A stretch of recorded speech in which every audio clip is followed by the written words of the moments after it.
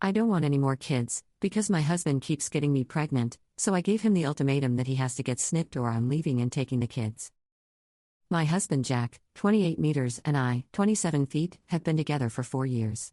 We have 2 young children, and I am pregnant again. I have been pregnant for what feels like most of our relationship. I got pregnant 4 months into our relationship.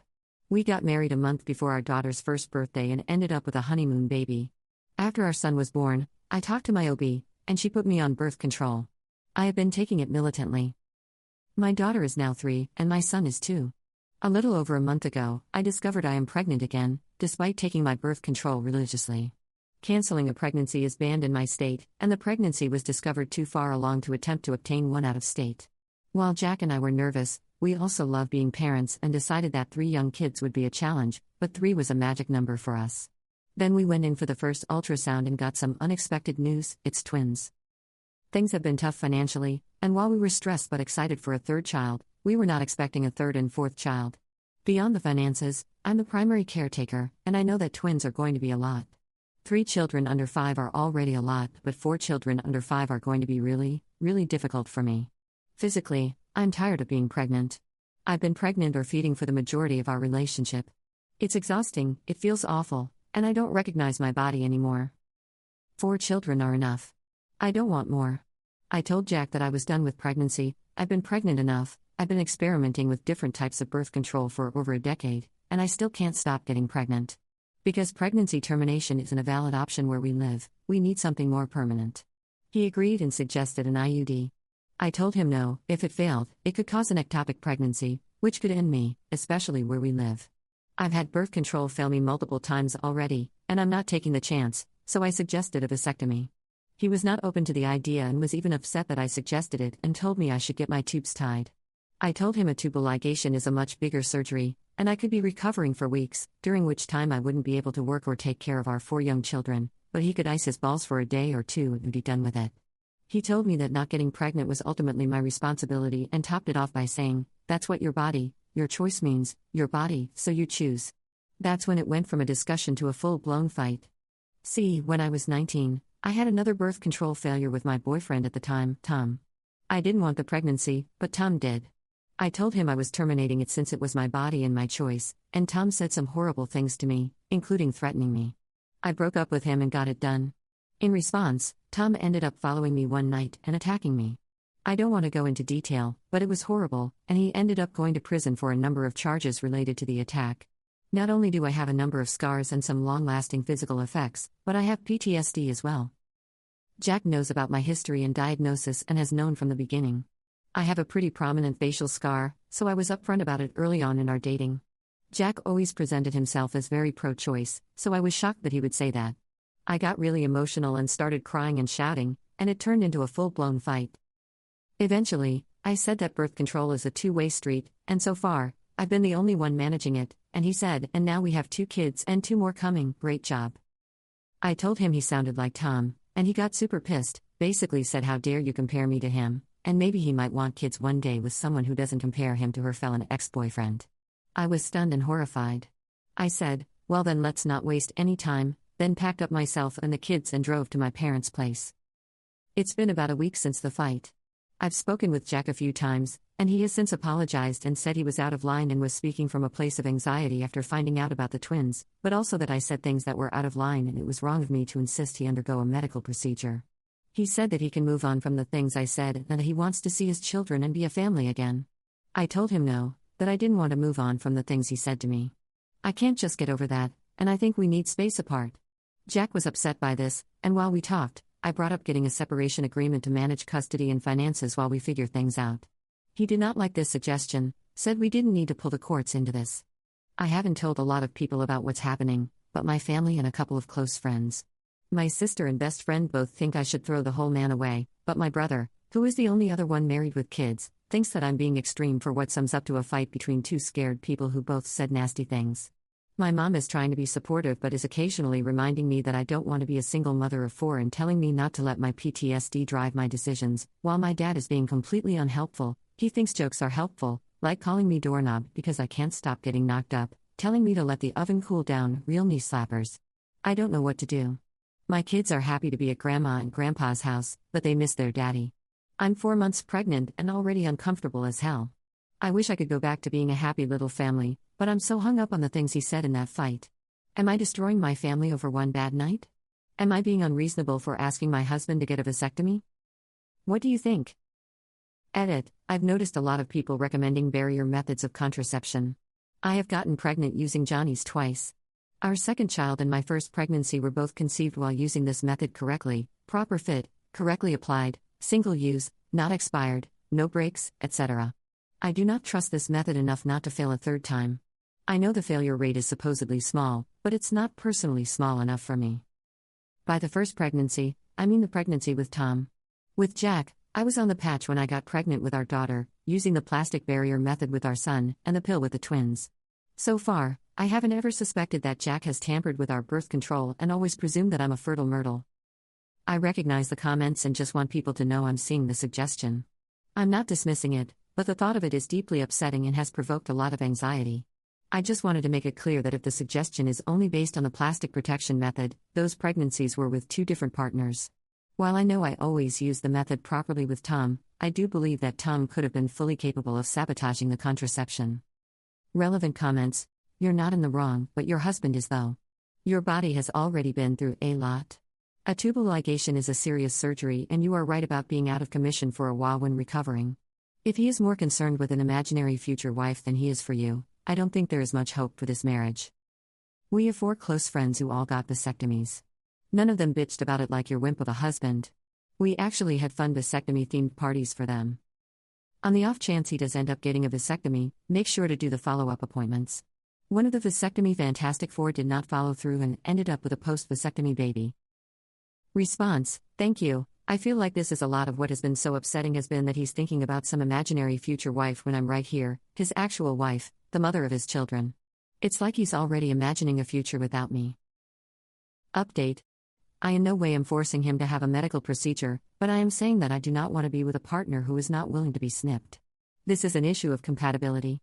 The number of children you want, the methods of birth control you're willing to use, those are issues of compatibility and a reason relationships end all the time. If he doesn't want to be sterilized, that's fine, but then that means that we're not compatible anymore, since it means he wants more children and I don't. Beyond the nice and supportive comments, there were some comments and some DMs that were just nasty, saying my body is a cemetery, and a few other things. Sadly enough, I expected those types of comments, because I know there are a lot of Toms out in the world. First, I wanted to address a couple things that kept coming up. You're 100% going to have a C-section anyway, so just get a tubal while giving birth. I'm not 100% certain to have a C-section. Twins are not an automatic indication for one. Given my birth history, there is no reason to presume it is inevitable. My OB agrees, acknowledging the possibility but also stating that based on my previous birth experiences, I'm a perfect candidate for a classic delivery. I'm not going to be vague. Tubal ligations are less effective than vasectomies and carry a much higher risk of an ectopic pregnancy, which can be life-threatening. I am rejecting birth control options that, if they fail, could endanger my life. I don't want to be pregnant again, but I also don't want to leave my children motherless. Given the current climate, there's no guarantee that traveling to another state for an emergency medical procedure will always be an option. It's important to understand that vasectomies are more effective than tubal ligations, period. Go to another state and obtain an abortion anyway.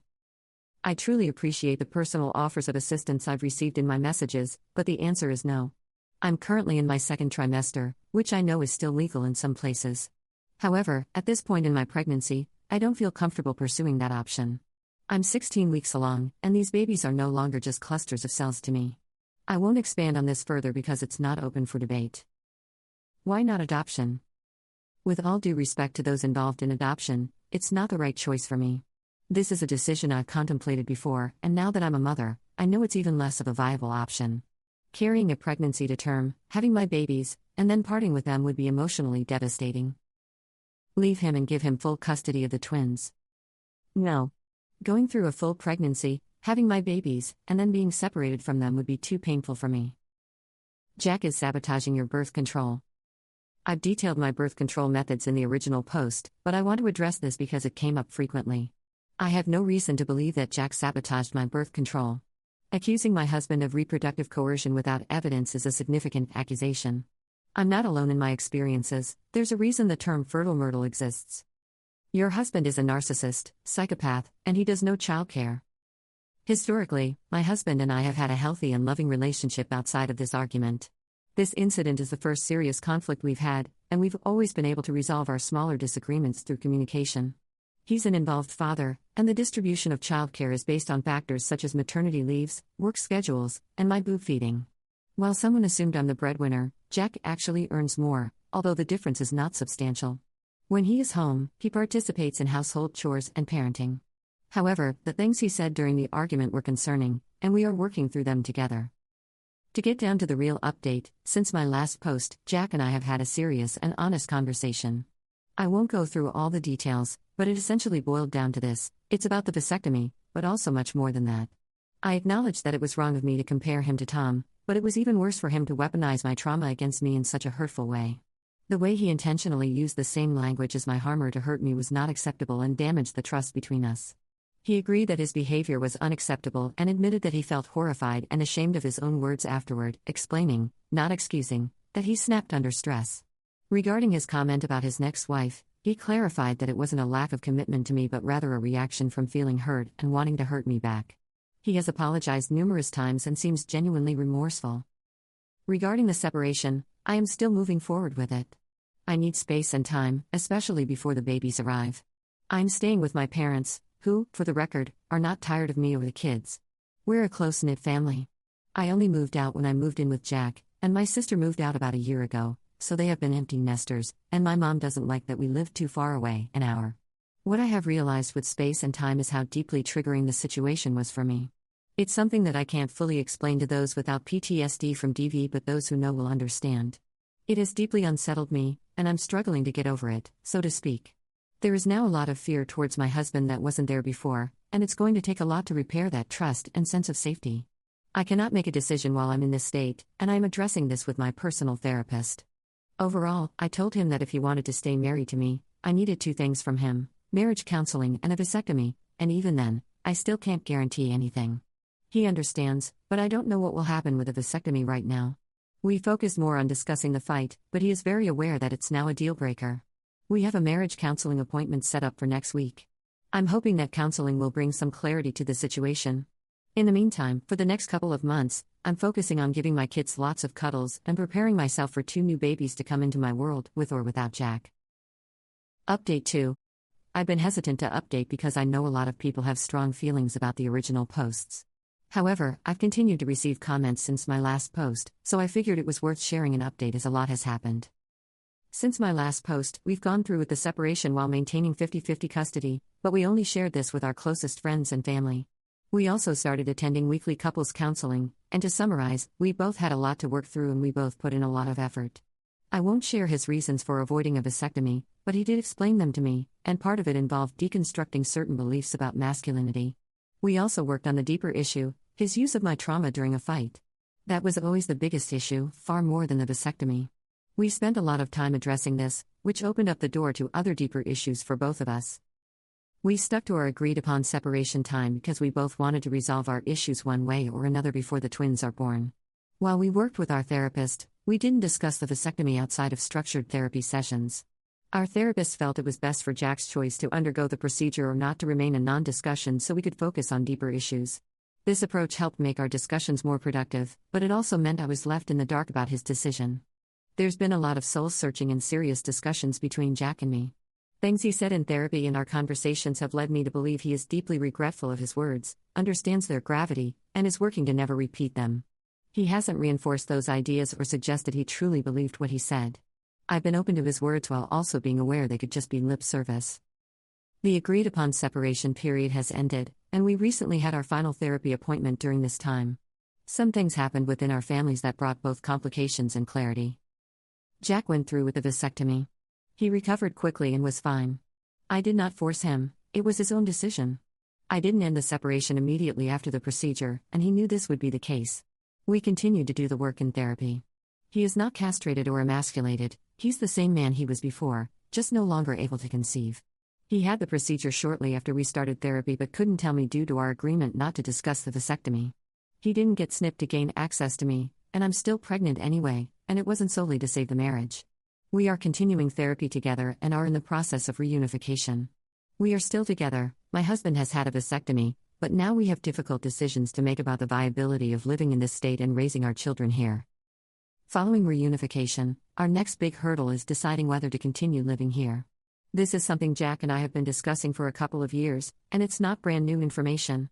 This conversation is coming to a head now because most of the reason we've stayed here is to be close to my family. His family is more spread out and less close. Both my sister and my brother and his wife have recently experienced things that make them feel unsafe here. My sister has already decided to move after what happened to her and how the laws here made her situation much more traumatic. We have one daughter and may have up to 3 daughters soon. How can we justify raising them here, knowing how the state would treat them? So that's where we are. We are still together, still actively working on our relationship and attending therapy, both couples and individual. Jack got the vasectomy and is doing great. Our next hurdle is deciding if we want to continue living in a state that has proven to be dangerously hostile. I don't know what else to say, that's pretty much it. Although the initial issue has been resolved, there's still a lot of uncertainty about the future, but I guess that's life, and that's everything from me. I appreciate all the help, thank you.